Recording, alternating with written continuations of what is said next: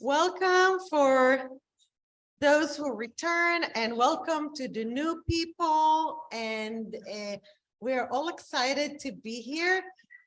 We have a panel discussion with 4 very distinguished professors, and the name of this session Standing Against Bigotry and Educating for Humanity, Challenges and Dilemmas for Current Days.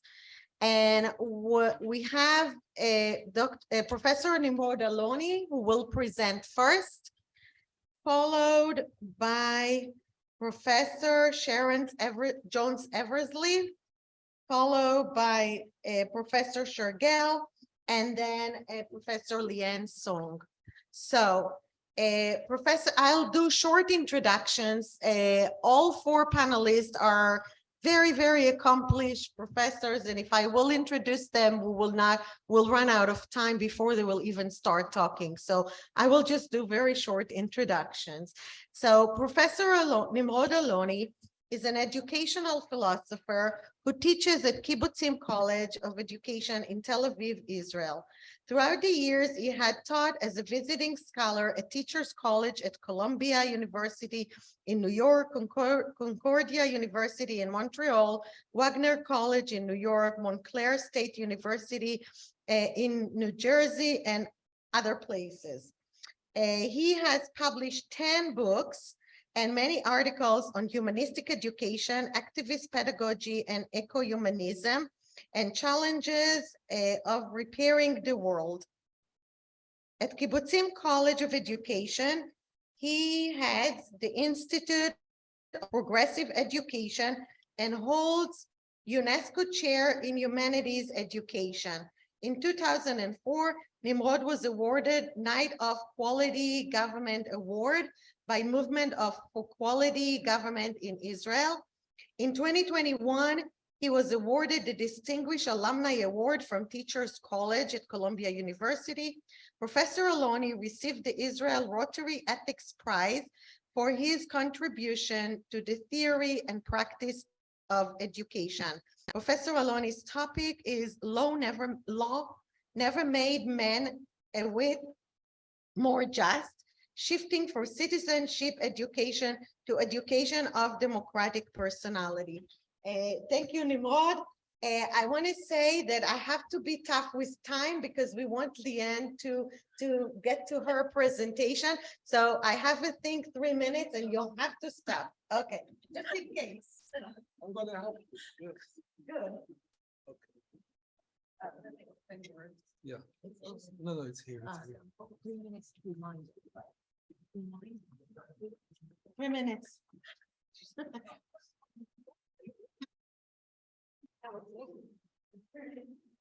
Good afternoon, everybody.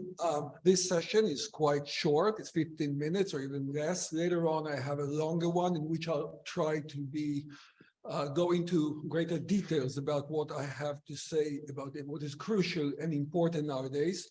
Law never made man a whit more just is a quote, as you will see in a moment, from Henry David Thoreau, who has written on the duty of civil disobedience, and I will use some others. But if I want to say in just a few words, what I'm going to argue is that Aristotle was right and Plato was wrong. What I want to say is that if we aim at educating democratic and humane personalities, we cannot trust just cognitive knowledge, just intellectual education. And this is a point that Aristotle stressed again and again, that the virtues of character are different from the virtues of intellect. And if you want to educate the young to be democratic and humane, you have to deal not just with knowledge, with mastery of subject knowledge, but mainly in good coaching, habituation, sensitivities, and other elements of character. And about this, I will speak. Okay, so Henry David Thoreau wrote in that article that law never made men a whit more just. And by means of the respect for it, even the well-disposed are daily made the agents of injustice. And he continues, most people serve the state not as humans, but as machines. They are likely to serve the devil without intending it as God. And this is a phenomenon we find again and again during history. George Bernard Shaw, in the beginning of the 20th century, wrote that the plague, the famine, the earthquake, the tempest were too spasmodic in their action. The tiger and the crocodile were too easily satiated and not cruel enough. Something more ruthlessly and ingeniously destructive was needed.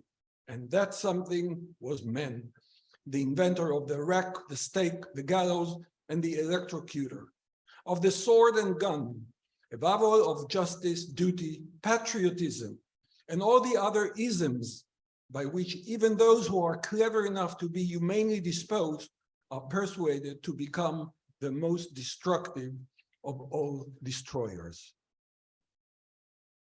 And I continue with another British person, Nobel Prize winner, mathematician, logician, philosopher, teacher, Bertrand Russell, who stated at one point that most people would rather die than think.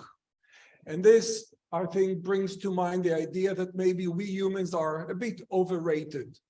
We think too highly about ourselves, and we have to be much more humble about our ideas. Not very far from Britain, from France, Albert Camus wrote that I'm not interested in glory to my country if it means doing injustice to others. And Krishnamurti, the Indian spiritual leader and educator, wrote, education is geared to war and industrialization, normalizing us to this machine of ruthless competition and mutual destruction. And Paulo Freire is a Brazilian and founder of critical pedagogy, has written that dehumanization is the chief problem of humanity. Therefore, and I think this is the reason why we gather here today, therefore humanization is the principal job of education.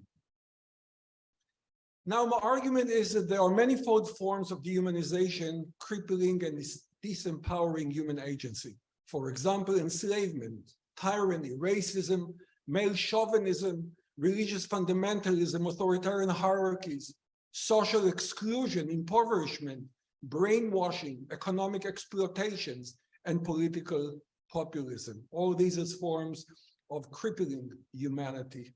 Other forms of diluting human agency include workaholism, obsessive consumerism, technocratic thinking, social distancing, colonization of our minds by digital technology, and alienation from the natural environment and the cultural assets of humanity. In line with ideals of the first democracy in Athens of the 5th century BC, as a specific culture that considered wisdom, morality, democracy, and the arts as means for elevating and developing the humanity of its citizens, we are now challenged, at least I am challenged, to develop a 21st century vision of humanist and democratic societies.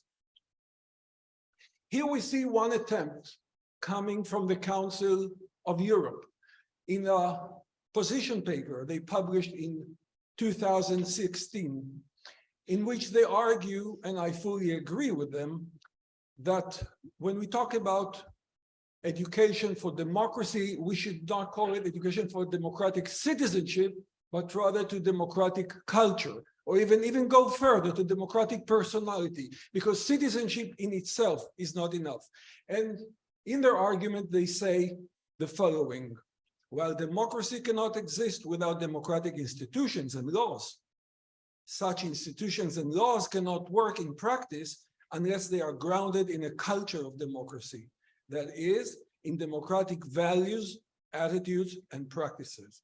It involves the interdependence between a culture of democracy and intercultural dialogue in culturally diverse society. And this is exactly what we put forth in the book that we published: Diversity, Democracy, and Dignity. In such societies, intercultural dialogue is vital to ensure the inclusion of all citizens in democratic discussion, debate, and deliberation. We don't have the time to look at it, but they frame it in 4 different categories to which we should attend. Category of values, category of skills, categories of attitudes, and categories of knowledge and critical understanding. I must admit that in the Hebrew language, we don't have a word for what you Americans and John Dewey specifically used to call dispositions. Actually, what I'm aiming is disposition of the personality. It is something of the totality of the personality. It is not just an attitude or value or something like this. And it is created by the full organism when it takes into consideration both the values, attitudes, skills, knowledge, sensitivities, and sensibilities. What should educators do about it? From the humanist point of view, the chief mission, as I see it, of education is to care and promote the well-being of the young, their full development and self-actualization, worthy and fulfilling life, meaningful participation for everybody in democratic citizenship and cultural life. Children as cherished ends, not as instrumental means. And it also involves a shift. What I call for is a shift in the professional identity of teachers, no longer serving the agenda of religions, of ideologies, or of the economy, but first and foremost, stand as advocates of human flourishing, democratic culture, and environmental sustainability. Here are some elements in the development of the democratic personality and democratic culture. I see one aspect or one element in humanist, egalitarian, and dialogical social climate and human relations. We were talking before with Khaled and with some others about human relations and how things change. Without an atmosphere, without a culture of dialogue, one cannot create democratic life, because it begins already in kindergarten when one cares for the other, when one sees the other, when one takes into account the whole narrative of the other. So dialogical culture is essential for developing democracy, as well as informed, critical, and reflective thinking, as well as empathetic narrative and cultural imagination, to see the life of the other and to re-experience it in your own mind and feeling and heart. Emotional resilience and intellectual integrity for dealing thoughtfully with challenging and complex issues. Just bear in mind what I said before about Bertrand Russell, that most people would rather die than think. They don't have the courage to think. They don't have the courage to admit they are wrong. They don't have the courage to see that the other that they hate is a human being just like their own children. Therefore, as Jean-Paul Sartre, they prefer to look themselves as having fixed identity instead of opening themselves to a dialogue to other views, emotions, ideas, and so on. Concern for dignity and diversity, equity and social justice, human rights, inclusion, and democracy.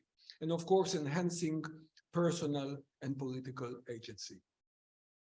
And the last slide I want to show is something that, you know, there is a distinction. I think that Mortimer Adler from the IDEA group has put it that one can have a democracy when one can have a mobocracy, you know, coming from the notion of mob. And what we see nowadays, and I will talk about it later in the second, in the keynote lecture later on, is that in many countries nowadays, citizens become mob, become herd. Sometimes they begin to talk about white supremacy, Jewish supremacy, Muslim supremacy, other supremacy. They do with anything instead of thinking and taking into account moral consideration. And so we should aim towards democracy and not mobocracy, towards, I know, I do have, no, 3 more minutes. I said, I'm cooperating with you. I said from the very beginning, my watch is working, my stopper is working, okay. Please have a seat. Okay. So And you know, here in America, they developed Eric Fromm and some others, the notion of the authoritarian personality. And we should, instead of letting our young develop authoritarian personalities, we should develop democratic, humane personalities. It is a movement from simple-minded and stereotypic to critical, complex, and multifaceted thinking. It's a move from worshiping and admiration of heroes and leaders to egalitarian, more skeptic, more humble, more humane perception of life. It is a move from conformist herd animal to autonomous and resilient individuality with a sense of personal and political agency. And it is a move from egocentrism and ethnocentrism to moral caring, empathetic and narrative imagination, humanist morality, interculturalism, global citizenship, concern for moral justice, and something many of us have forgotten, concern for the concern for the common good. Thank you very much.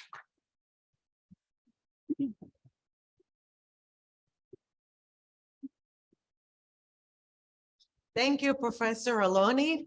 And we at the College of Liberal Arts, we love thinking. Actually, one of the swag we give people is a red brain, and it's a squish ball. So I'll look for those. I'll give souvenirs to everybody before you leave back. So it is my great pleasure to introduce the next speaker, Professor Sharon Jones Eversley. Professor Sharon Jones Eversley was born and raised in West Baltimore, where she attended public schools. Dr. Jones Eversley has over 38 years of professional experience in human services and health. She is a tenured full professor at the Towson University at the Department of Family Studies and Community Development. Her scholarly priorities translate complex public health findings to reach, inform, and improve the health and wellness of families and communities of color. Dr. Jones Eversley earned her doctorate in public health from Morgan State University School of Community Health and Policy. Her interdisciplinary research expertise includes social epidemiology, legal epidemiology, family science, and community capacity building. Her advocacy and research explore intergenerational diseases distribution and the continuum of disease-related morbidities that adversely impact high-risk families and community.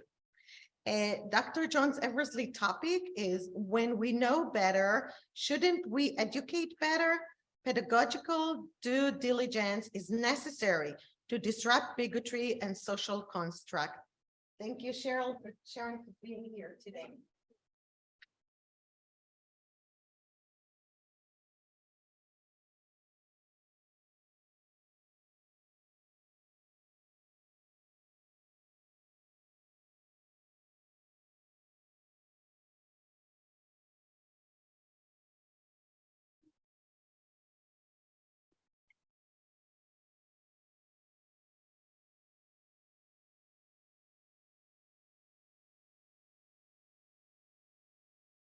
So hello, everyone, and thank you, Hannah, for that introduction. And I will definitely be looking for her as she does her 3 minutes. But I did want to pause, first of all, to just to kind of do my own positionality.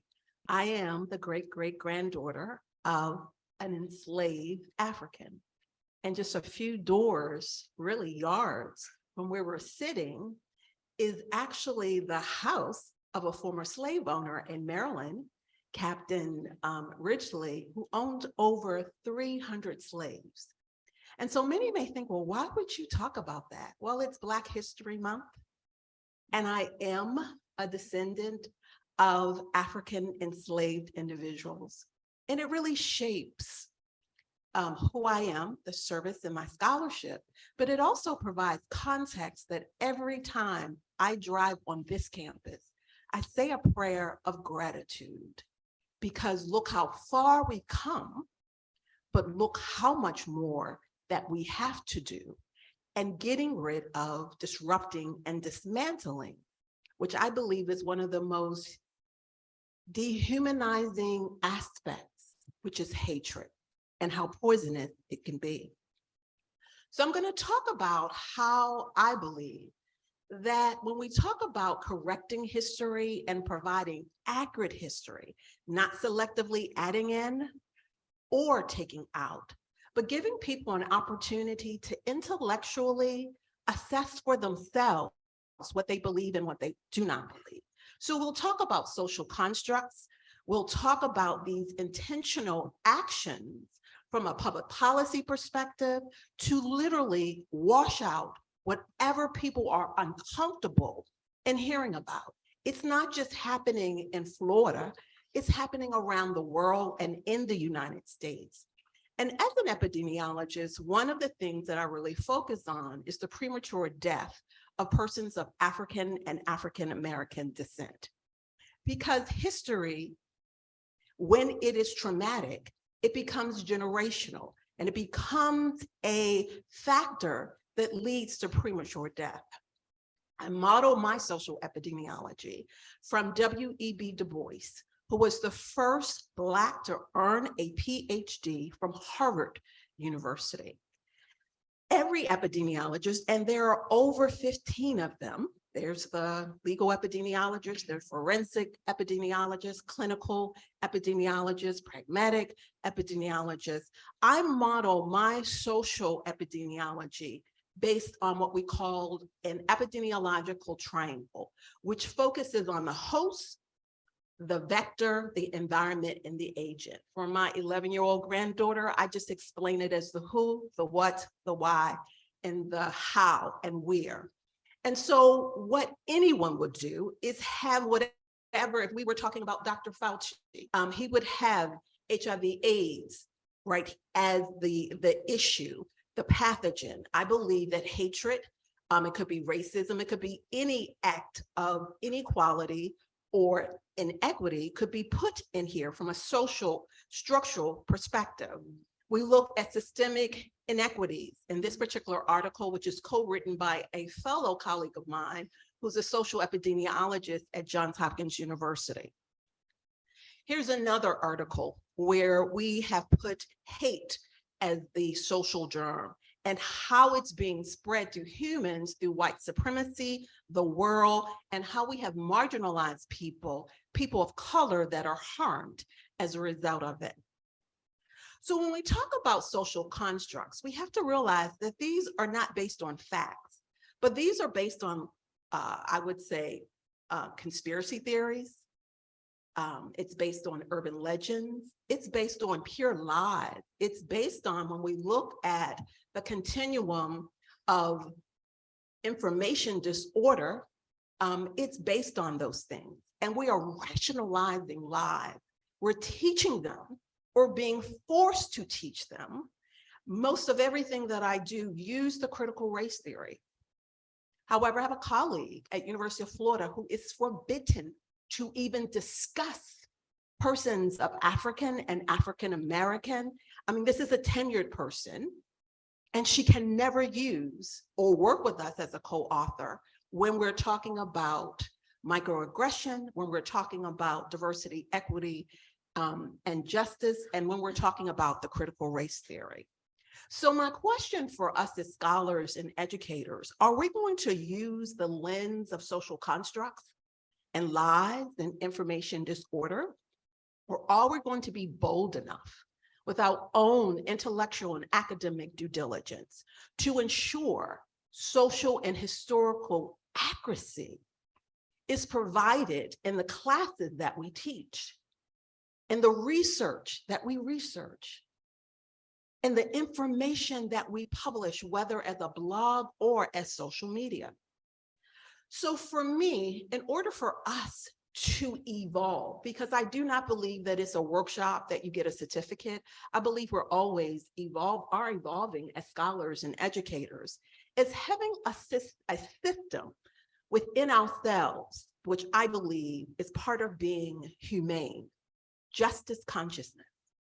We have to do our due diligence, and we must be unapologetic in our instructional lens when we're teaching anyone from 8 months to 118. And so we have to start with ourselves with re-evaluating and re-exploring history. I want to thank you personally because I learned so much today about Jewish people who participated in the war. I was never taught that. As I'm sure you may, and other people may have been taught, never talked about W.E.B. Du Bois and the brilliance that he provided during this era, particularly as it relates to economics, politics, and sociology. And I believe that he's the father of social epidemiology. We have to decolonize. We have to dismantle and disrupt social constructs and information disorder. And we have to highlight accuracy. So let's take an example. This is a social construct which has never been true in the United States, that there are more young Black men in jail than there are in prison. This was stated, it doesn't matter, the social media from MSNBC to Fox, it doesn't matter if it was Trump or Barack Obama has stated this. In fact, Barack Obama stated it at an NAACP conference. It is not true, and it has never been true in the United States as we're looking at national statistics. But what do you think happens when we continue to assume it, believe it? What about the young African-American male who's looking at their first African-American president who's saying it as if it is true? The next example I want to use is the importance of us doing our due diligence. We are all familiar with Maslow's hierarchy, but what most people do not know is that literally 6 weeks he spent with the Blackfoot Indians who actually use that hierarchy for their own cultural perspective regarding cultural actualization. Does it take away from Maslow's hierarchy? No, but in our due diligence in having justice consciousness, we must include Indigenous individuals, people of color, women, religious differences, and giving them the honor that's due the scholarly work that is done. And our students need to know that. We have to disrupt, thank you, this disorder. We know that misinformation is false information, but is unintended, like Barack Obama at the NAACP, right?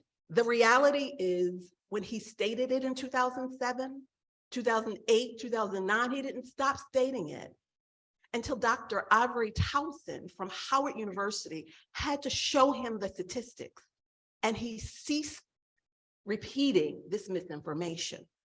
The other is deceitful. Even though people think that it is covered under the First Amendment, it is not.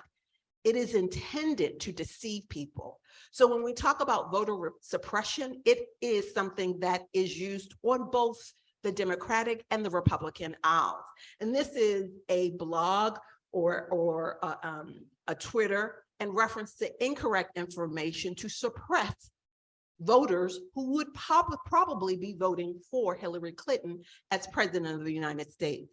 The last is malinformation, which is hate speech. And we see how it evokes violence.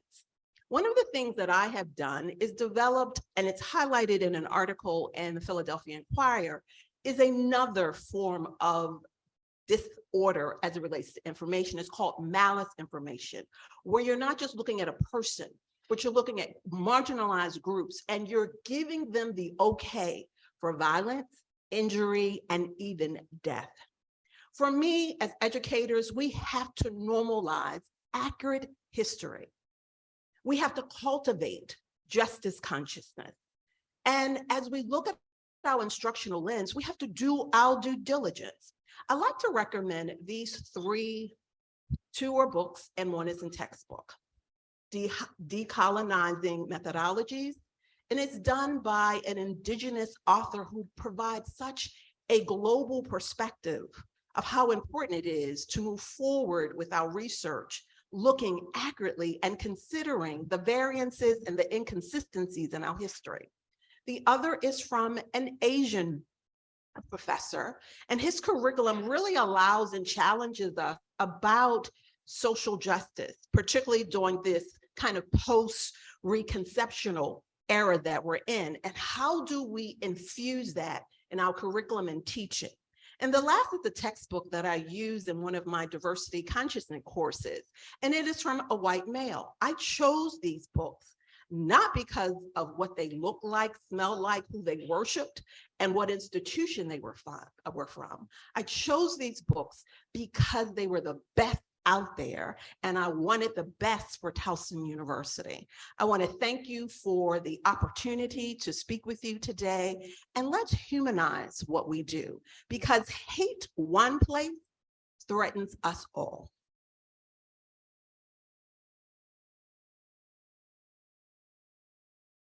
Thank you, Sharon. Thank you, Dr. John Eversley. Fascinating. I want to introduce my colleague and friend, Professor Rebecca Shergill. Rebecca Shergill is a tenured full professor at Towson University's College of Education, teaching both master's and doctoral level students. This is her 14th year in the Department of Educational Technology and Literacy. Dr. Shergill is also an affiliate of the Baltimore Hebrew Institute. Her research involves studying collaborative learning both online as well as in person. Dr. Shergill, along with a colleague, is an author in our book. They have a chapter, and also we wrote an article at least together.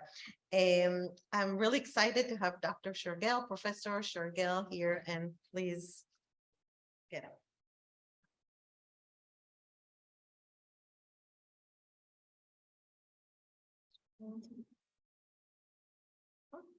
Oh.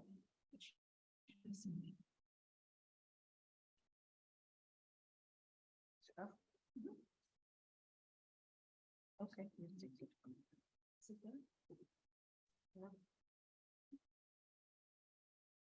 Oh, there we go. All right. Thank you, everybody, for being here.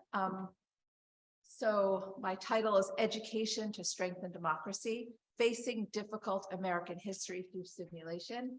And it's interesting, I wish I had seen your presentations up front, but what I'm talking about dovetails beautifully with what my predecessors have talked about. So as mentioned earlier, I think that we are this country is in a crisis right now because politicians are intervening in education and telling us to suppress teaching historical facts.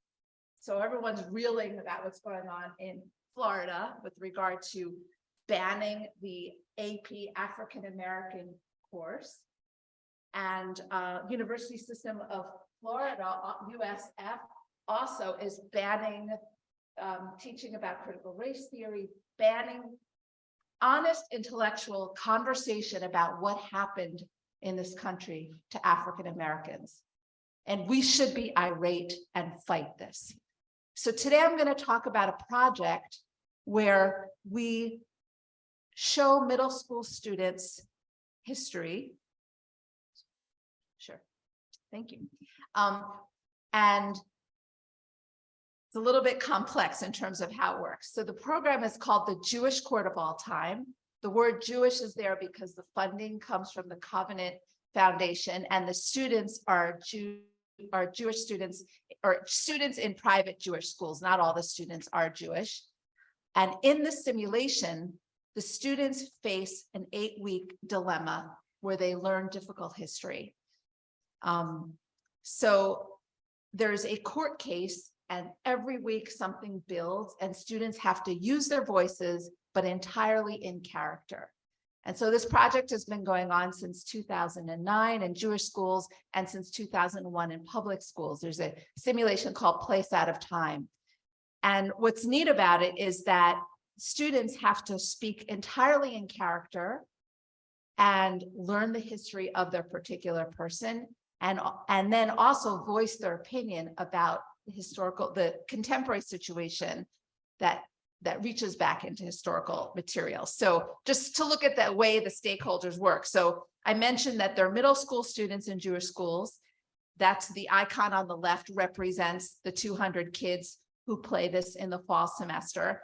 And on the other side, we have graduate students at Towson who take an experiential education class with me, and they learn the same history as the students, and everybody interacts in character on an online platform. And that's the Jewish Court of All Time, the computer thing there. And on the side, there's the professors. There's my colleague, Meredith Katz. I inserted my photo. I don't know why I didn't take, but there's me, Meredith Katz, and other colleagues at University of Michigan. We're mentoring our graduate students for how to confront difficult history, how to play, while the teachers in the schools are mentoring their students. So what does it mean to learn from history? So each semester, each fall, we have a scenario. And the one that I'm going to talk about was from fall 21, where it's a fictitious scenario where students were protesting the Confederate memorial at Arlington National Cemetery. Who here has been to Arlington National Cemetery? Did you know that there's a whole Confederate section, section 16, where you have this colossal 32-foot tall monument? Nobody talks about it because it's not in the middle of a state square. Like in Baltimore, those monuments came down because they're right in downtown, or in other places, people are protesting them. It turns out that actually the descendants of Moses Ezekiel are protesting for this to come down, and it's under debate. I called Arlington to find out what's going on, and they said the US Army has to vote on it, and it's under discussion right now. So there's this enormous monument in Arlington National Cemetery that, as you see, it's a memorial for, it says, "To our dead heroes by the United Daughters of the Confederacy." Has anybody heard of the UDC, the United Confederacy? They raised a lot of money around the 50th anniversary of the Civil War in order to have these Confederate monuments. And this is the Confederate Memorial, that's what it's called. It was dedicated in 1914. There was a huge, elaborate ceremony at Arlington where they brought together Confederate dead that were buried in different locations into one central spot. And it was sculpted by a very famous Jew, Moses Ezekiel, who actually lived in Rome. And ironically, many of you have seen one of his statues, which is of Thomas Jefferson. Remember the Unite the Right rally in 2016? Jews will not replace us, that rally. That big statue of Thomas Jefferson was sculpted by Moses Ezekiel. He's a neoclassical artist, so that style went out of fashion. But in the 19th century, early 20th century, he was very famous. And the Daughters of the American Confederacy petitioned him to make a statue to remember the Confederate dead. And he had fought in the Confederate Army. His family, they were not slave owners. He was in Richmond, Virginia, just so you know. But so in the simulation, the fictitious scenario in JCAT, groups of teenagers, African Americans and Jews, have a coalition where they protest and they want to take down the monument. And so the middle schoolers and the graduate schools equally confront a portrayal of history through art. So remember, this is 50 years after the Civil War ended. And there's these weird, like Gone with the Wind, nostalgic memories of what was it like for enslaved people? Oh, it wasn't so bad. You see this enslaved woman holding the baby? She's saying goodbye to the Confederate soldier going off to war. And there are tears, it's a little hard to see, but there are tears going down her cheeks because she's so sad that her master is leaving. So when the students saw this, they got to explain their opinions in character, not as themselves, although in their own classrooms, they had that opportunity. And so they got to say, wait, this is strange. Why would she be crying if her master is going off to war? Why would an enslaved woman be sad that her oppressor is leaving?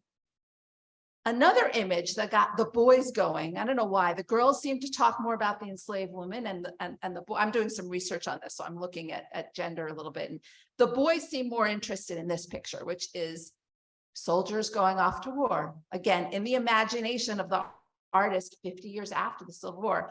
So you look, you see all these men marching with arms, but there's one man who does not carry any arms. Who's that? It's the African-American soldier in the middle. What, African-Americans fought in the Civil War in the South? You're nodding. It turns out that there was a group of men who were forced to go on to battle. They didn't fight though. They were not wearing the arms. They were attending generals on the battlefield. They were called body servants. So students got to face history or this portrayal of enslaved people as colluding with their masters. So the neat thing about this online simulation is that students get to play in character, face history or face art, right? Face history through these images, and then look at the complexities, have dialogue, have complexity, and understand things like, wait, could enslaved people actually have had good relationships? You know, there was that question. Actually, one sixth grade class, they were having screaming matches around that question in Portland, Oregon. The teacher said that he was upset by his inability to facilitate that conversation. But in any case, just to see a little bit of what kids can do. These are middle schoolers. Remember, these quotations are not the actual person. It's not civil rights activist Andrew Goodman. It's a kid imagining that he's Andrew Goodman, or Michael Bloomberg isn't actually Bloomberg. But I'm going to read to you Beyonce. So the girl who played Beyonce, looking at the Confederate statue, said, "The Confederate statue is very important for some people. I think it was for the people who fought in the war, and I don't have a connection to this. I can see that this tells a lot of different stories that were very important to some people, mainly descendants of the Confederates, but it is very painful to me as a Black woman." So here you have a student stepping into Beyonce's shoes. A lot of the middle school kids like to choose pop stars, you know, because they listen to them. And so here was an example of a girl really trying to imagine what it would be like to be a descendant of enslaved folks. Then the artist was one of our star students at Towson, who was willing to play the, you know, Moses Ezekiel. That's the sculptor. And so she had Moses Ezekiel respond by saying, well, as the creator of the monument, the statue represents the heroism and the sacrifices of the men and the women of the South. I was there for the unveiling, and it seems only proper that I am buried at its base. If you take this away, how will you honor those sacrifices? Must all of those in a war be on the winning side in order to be remembered? Do the sacrifices of these people become less a part of the American story because they were on the wrong side of history? So you see, there's a back and forth dialogue between graduate students who are learning to be teachers and middle school kids about these really difficult topics. And so I think this really makes it democratic education. Now, the other neat thing about this is that students, how am I doing with time? 3 minutes. Okay, I want to get to the video clip of the kids. So one of the things that we do at the end of the simulation is called the green room, where students get to speak as themselves. So one of the questions we asked them was, what was it like to discuss slavery and racism and difficult topics in the simulation? And so one kid wrote, "It has engaged me to help stop racism if I have the chance to."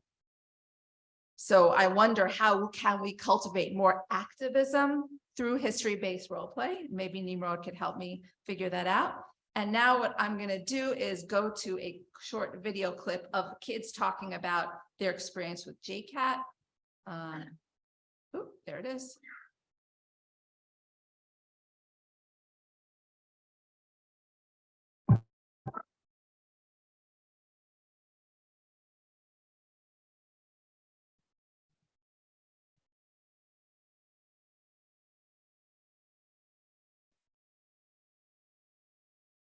And it made me kind of realize how how almost sheltered we are from like knowing everything that's going on in the world. And it's challenged me to want to go stay updated on international news. I think that JCAT really helped me see how I can make a difference and how I can make the world a better place, and helped me feel like my opinion is valid and that I can actually do something no matter my age or anything else I might be limited by. Right, thank you.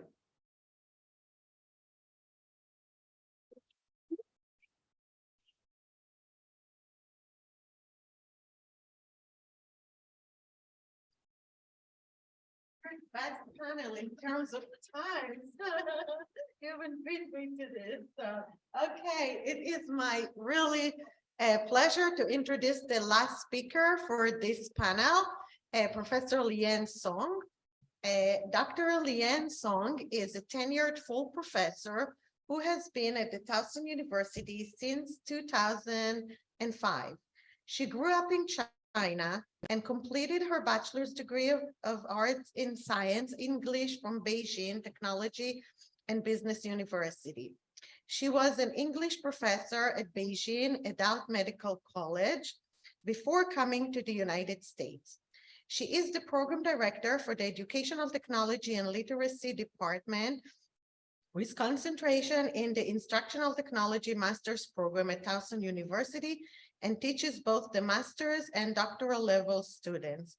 Dr. Song's research interests include distance education, technology integration, learning environment design, epistemic belief, and conceptual change. She obtains a master's degree in education leadership, a master's degree in instructional technology, and a PhD degree in instructional technology from the University of Georgia. Title of her presentation: From Diversity to Democracy, Investigation of Technology Integration in Education Across Different Cultures. And it's a pleasure to have Lian with us. She did an amazing project with two writers from Israel Kibbutzim College and a colleague from China. And I encourage you to look at her chapter in our book. So thank you, Lian, and welcome.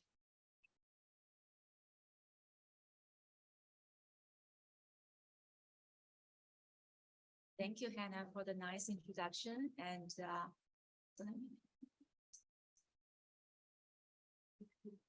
okay. So I don't know about you. I have been educated today.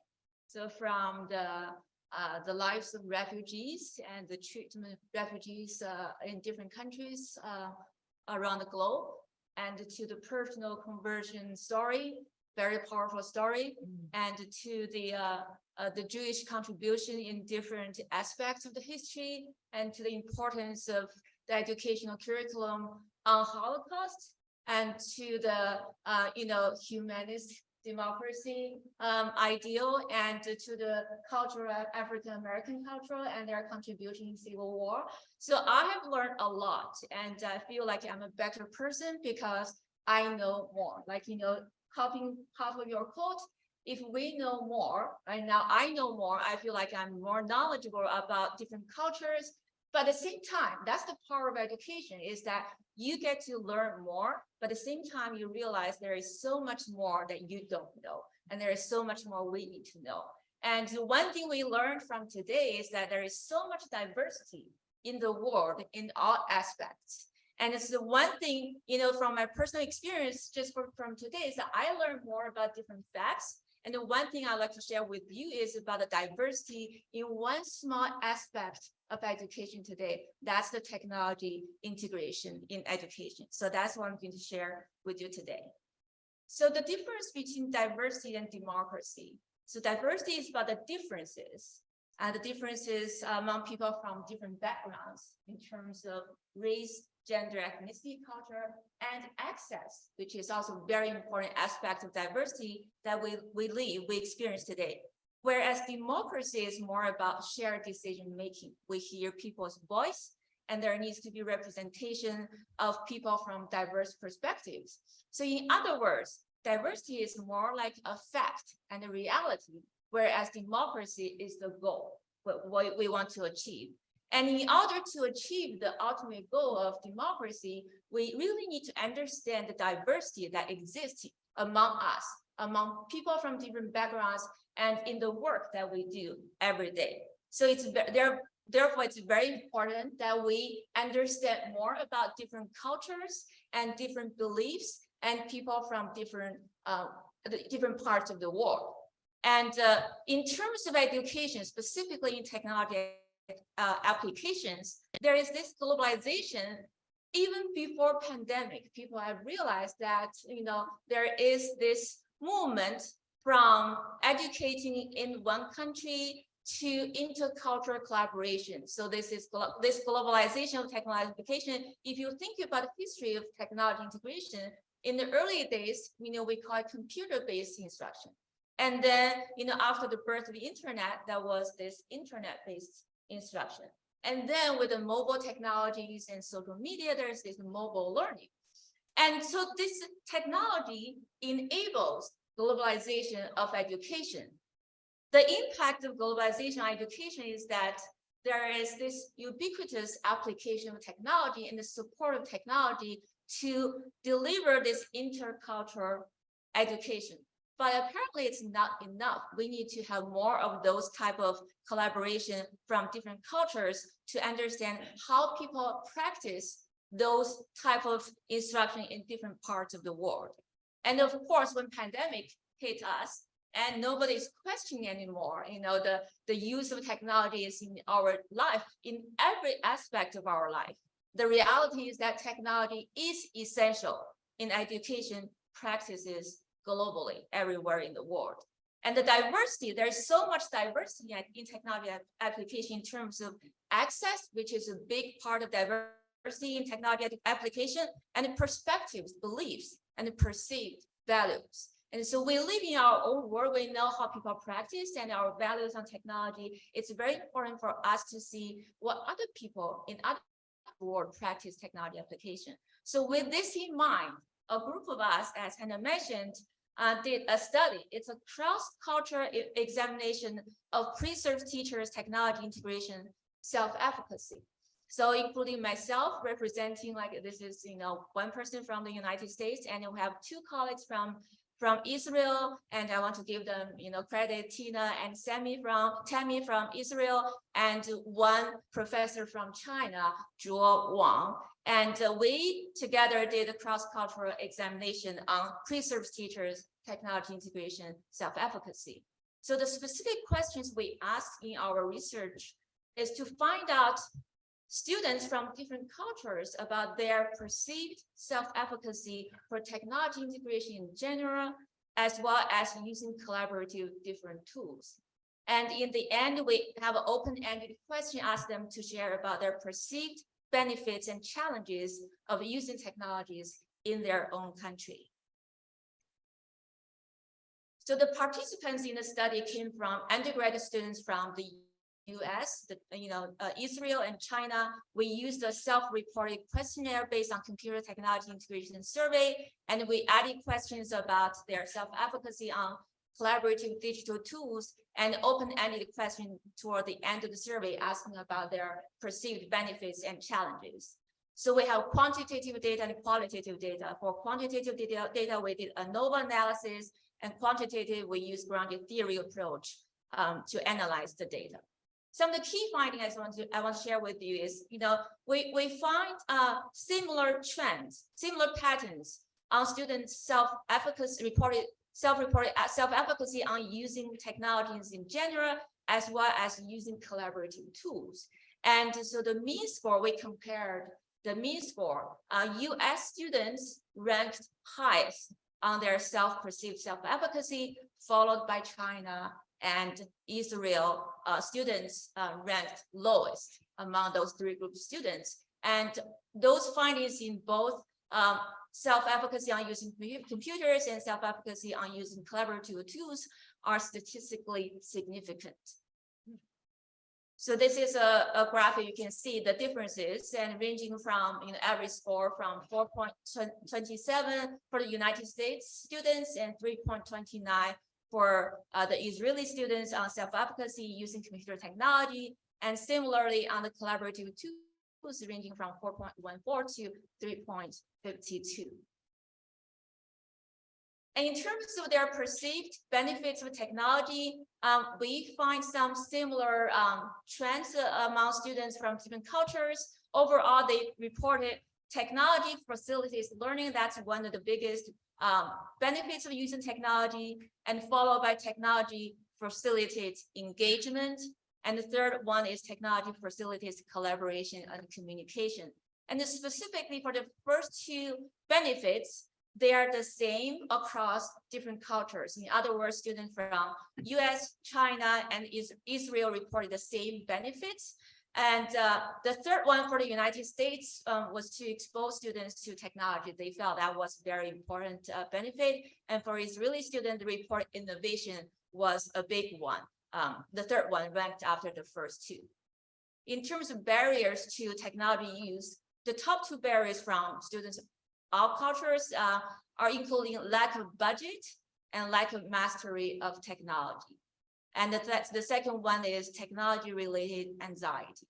And specifically in the United States, the students reported that they felt like there were limited resources in the US schools. Therefore, they felt like the lack of budget and resources was the top barrier for technology integration. Whereas for China and Israel, they felt like the lack of mastery of computer as the top barrier for technology integration.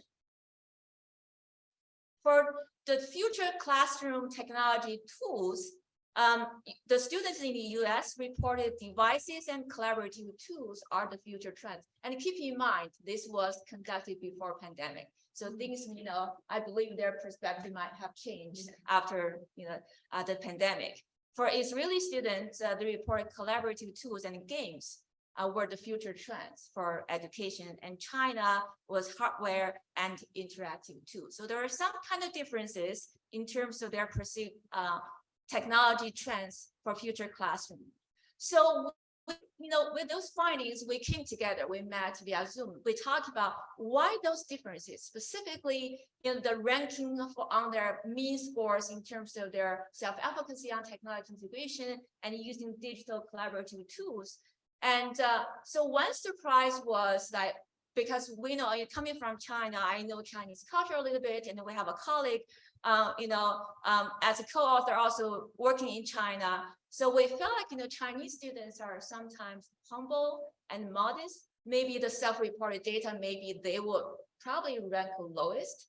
And so we asked this question in our discussion and among colleagues. And so I asked my colleagues from Israel, I said, are students typically modest in terms of when they report, they do self-report on their self-efficacy, on their skills? And they said, not necessarily so. And the same thing, for the Chinese students is like, yes, they are typically a little bit modest. So they, couldn't try to figure out why they are, Israeli students rank the lowest, and US students rank the highest, where Chinese students rank in the middle. And then we further discuss specific curriculum that we have in those different cultures. So what we found in our sharing was the participants from the US, they came primarily from the elementary education major and early childhood education major in the teachers education college. And so there is very much focus on technology integration in their curriculum.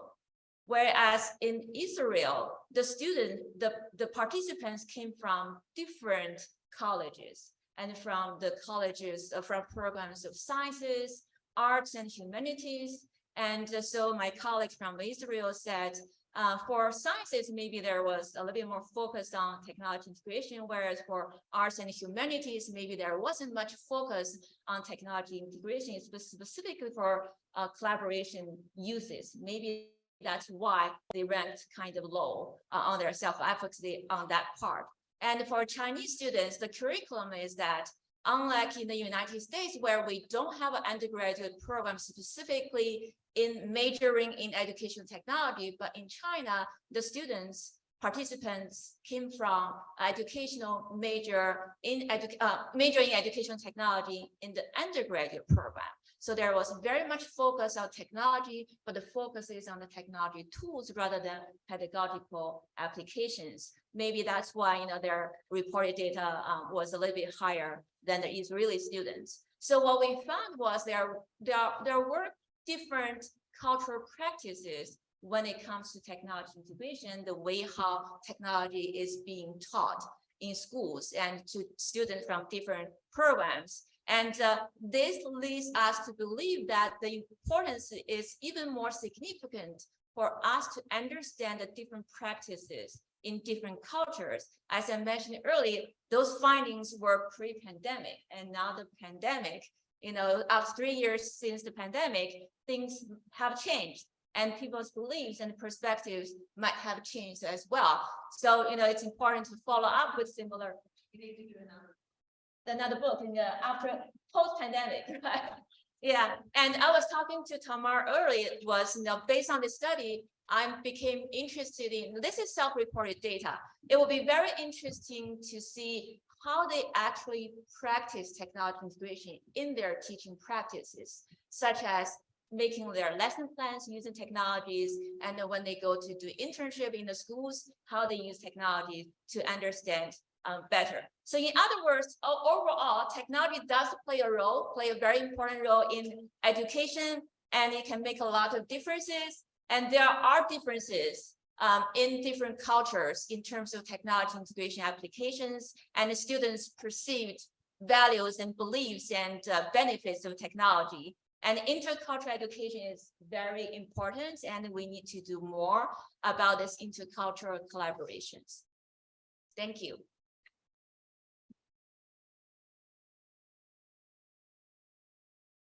Thank you, Dr. Song. Leanne, we have time for a question or two. So if you have a question for Professor Oloni, Professor Jones-Eversley, Professor Shergill, or Professor Song, please ask. Yes.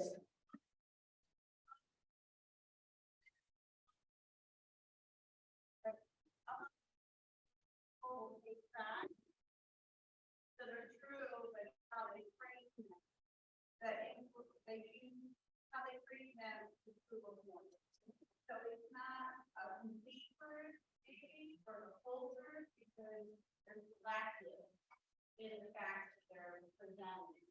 If you guys have any comments on how that influences, how we address bigotry. I just feel that we have to be transparent and tell the truth. I believe that even with a disclaimer about what they're presenting first, which is really to have that critical juice, which I love, the dialogue among our student scholars, I think it's important. But after it, right, after we've gotten the intel, after we've heard the dialogue, we need to emphasize facts and why they are important. And I believe that it is our job as scholars to normalize history from a social and historical context correctly. If not, we're not doing our job. We're politicizing, right, what that instructional lens. And we're adding on to the bigotry, even though we're not signing on to it, by not discussing it in a very forthright and ethical way. Anybody else want to take it? Yeah, I just wanted to say. What do you want to? No. Okay. Yes, the truth. Just wanted to say that none of us holds all the truth or nothing but truth, but still we should fight for the truth.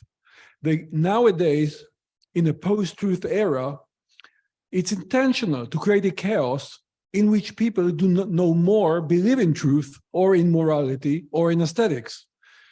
The alternative is not to say, my idea is true and yours is false. It is, let us be committed. So let's check it out. we have to investigate, we have to check, and I'm not going to stop until we bring. So it's a commitment to rational discourse. Our commitment, like in science, truth changes once in a while, but science works because there is a commitment for that. So I think the fight is not about this or that truth, but about a full commitment to truth and justice. I have 3 daughters who are medical doctors, and they obviously believe in science, but as we learned lately from the pandemic, even science is not the truth anymore for some people. So it's a complicated and complex question, and yeah.